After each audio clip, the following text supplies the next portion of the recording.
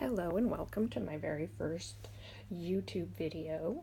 I wanted to make this video today because I ended up getting two cutting machines for Christmas. One I gifted to myself, thank you very much, and one I got from my dear mother. So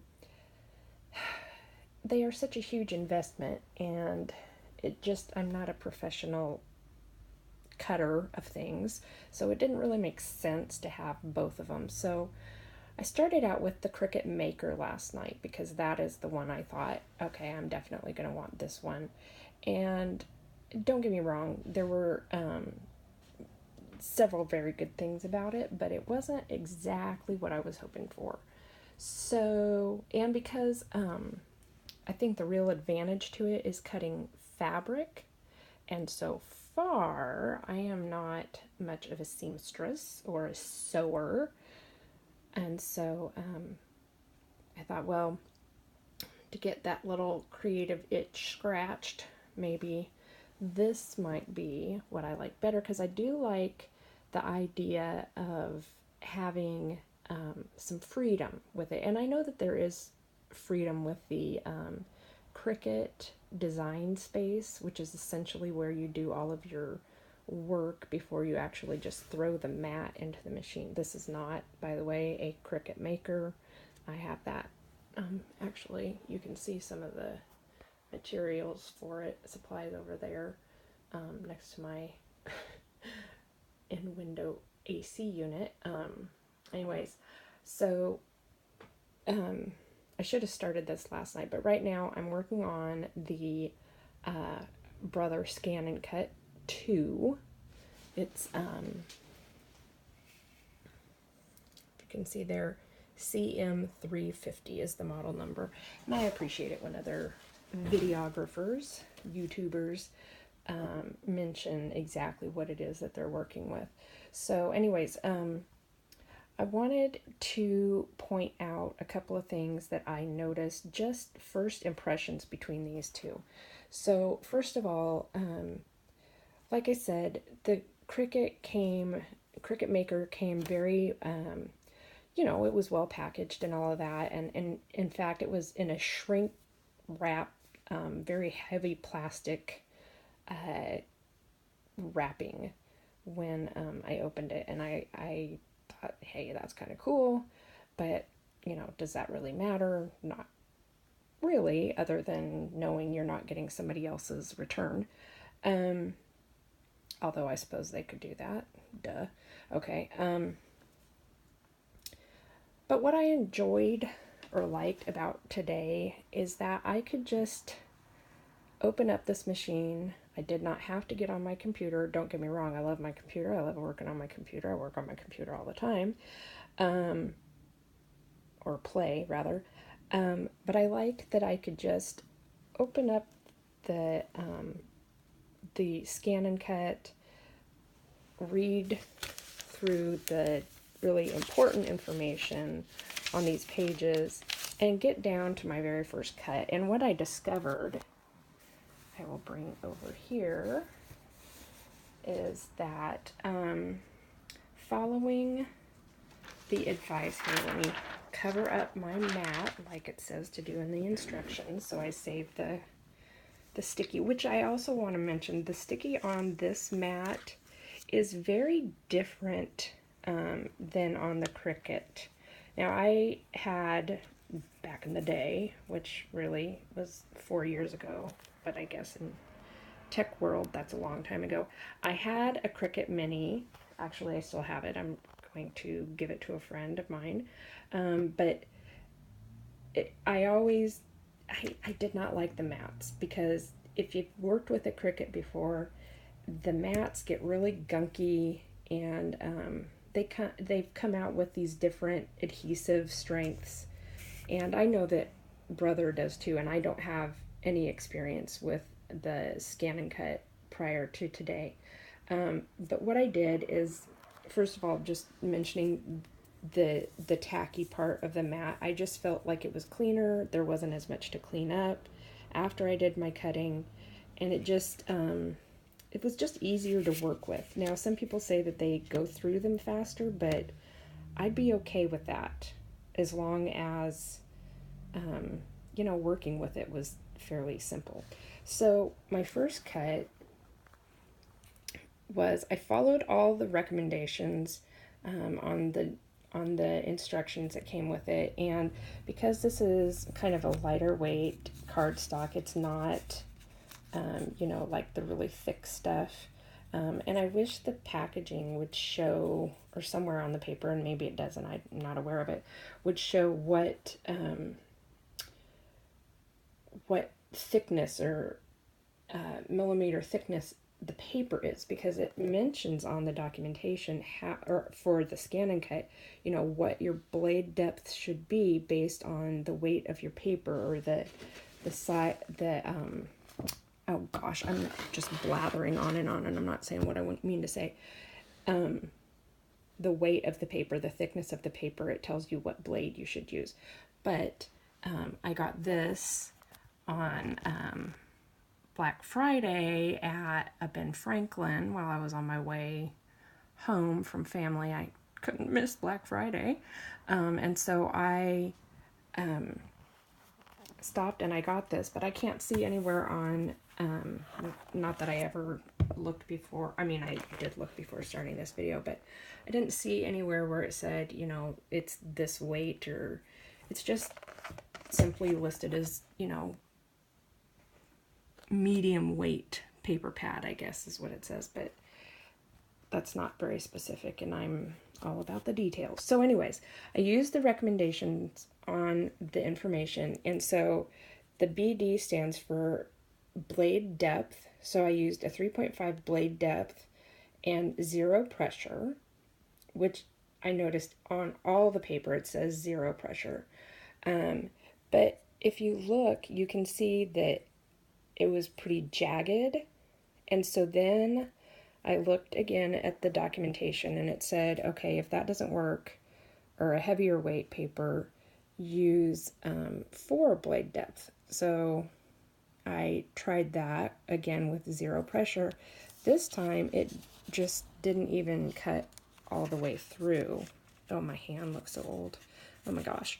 So anyway, and the reason that this one came out is because I cut over it twice, I think, is why it came out, but this one didn't. So then I tried the same blade depth, because it said on the instructions, if the blade depth doesn't work, the recommended blade depth doesn't work, try to amp up the pressure.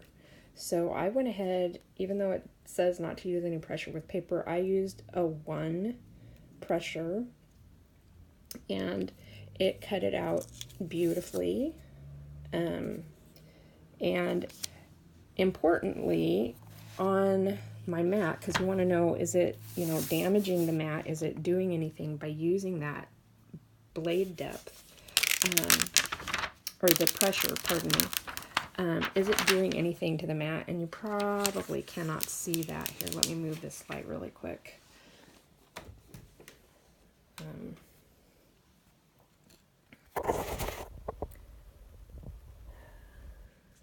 Oh, ding, ding, dong. I'm using the wrong end of the mat. Sorry. Okay, so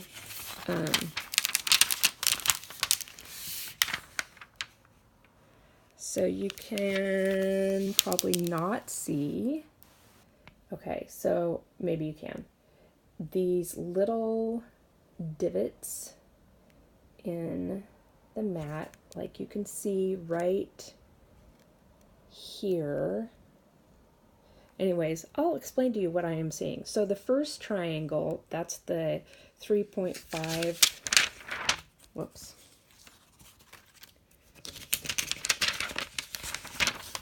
Yeah, I need a tripod if I'm never going to do this again, because this is ridiculous. And I need to quit talking so much. Maybe that's a little bit better to see the condition of the mat. I don't know. You can see the trees outside my window, and my lamp. Anyway, so this triangle here, that is the 3.5 zero pressure. And so you can see there's a little bit of cut in there. Maybe you can't see, but I can see.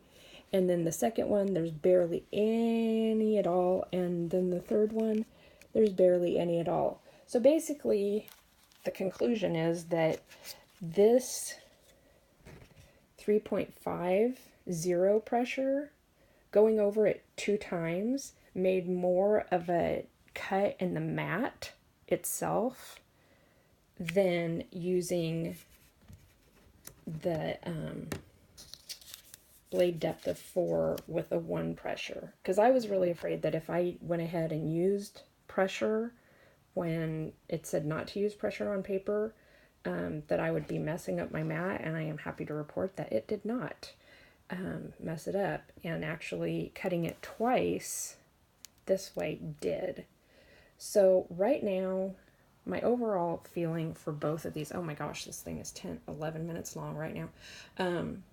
My overall feeling with both machines, just gut instinct for my purposes, is I'm thinking the Brother is coming out ahead.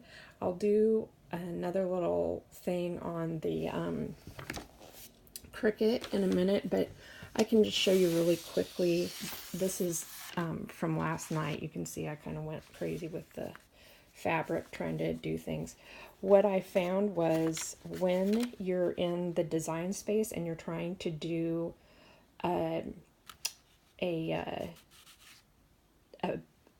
cut on your fabric, and I don't know if this is true for the paper because I just got irked at the end of that and was done for the night trying to do anything. You can see that this cut out beautifully. Pay no attention to the little fraying on the edge there. That was, I think that was just after me handling it so much, but even then it's, I mean, that's, to me, it's really good. What I don't like is that the mat, the fabric mat on the Cricut, you're not supposed to, quote, clean it. And that is really hard for me because I'm like, what? It's disgusting. And so what I ended up doing, I found from a blogger later that your oils on your hands will deteriorate that sticky on your Cricut fabric mat. And so you don't want to use that. And if I could remember the name of the blogger, I swear I would tell you right now. I'll put it in the comments, I guess. Or not the comments, but in the description. Because she had some really great advice, and I wish I had read it before I tried to use the fabric mat, because what I ended up doing is I lost all the sticky. So if this was my Cricut fabric mat, like all the sticky right up here where I was working is gone. It's just gone because I kept touching it. I wasn't aware that I wasn't supposed to touch it. Well, I mean, I suppose you can touch it, but you really don't want to touch it very much because let me tell you that between the gunk off your fabric and the oils in your hand, it just mucked it up seriously. And you cannot clean it in the traditional sense. It's a completely different mat than the other Cricut mats. With the fabric mat, and now I wish I had it in front of me because I'm saying all of this and I have a Brother ScanNCut mat in front of me. But with the Cricut mat, you're going to want to, first of all, think of it as a completely different kind of mat. It's not like your other Cricut mats or any other of your mats that you might use with cutting devices. It's going to collect all the oil from your hands. It's going to get the little scraps of fabric on it, and I found by trying to get that off, and oh my gosh, do not use your scraper on it. Do not, because you will just flat out ruin that mat. Don't use your scraper thing that you would normally use on your Cricut mat to clean it. Let those little threads and whatever be on there. If it really bugs you, use some of the transfer tape to gently lift it off of there, but by all means do not use your hands and do what I did and ruin it, which I'm lucky that I did purchase additional fabric cutting mats. I don't know why, because like I said, I'm not even seamstress or sewing person at all, but whatever. So anyway, let that be a cautionary tale to you. That's but I'm still gonna play with the Brother. The things right now that I like about the Brother over the Cricut is oh my gosh, listen to me. Okay, I have ADD, duh. Could you tell? I kept trying to, you can kind of see here, I cut a heart here. Well, first I cut it up here, but anyways, what happened was I cut the heart, and then in design space, I moved it over. And then after you go to design space and you move something over, and then you're going to click and it goes to the next page to tell you, okay, it's ready to cut now. That is where you move your design, not the first place where it says canvas at the top of your screen, where the mat is all white. It's where it's in the next screen where it shows you this mat, this mat, this mat that you need to prepare for cutting. That's the mat where you're going to move the information, or move information, oh my gosh. Move the items on your mat to cut where you want them. I kept putting it to cut, and it just kept cutting right in the same place, in the same place, in the same place. Right here, I guess, is where it was, and I was just going nuts, thinking, okay, there's something wrong with the software, there's something wrong with my machine, because I situate it on the design space and see that I had moved it over, and then when I went to the next screen, it was back there in the upper left hand corner, which is the default area. Well, then after talking to chatting with customer service online, I realized you need to go to the next screen and then move your design over, and then it will cut where you want it to be. Anyways, now this is a ridiculously long video, and I have horrible graphics, and I've talked way too much. But anyways, those are my not so brief thoughts, initial impressions on the Cricut Maker versus the Brother ScanNCut2. All right, I will be back with more, and hopefully I will be more brief.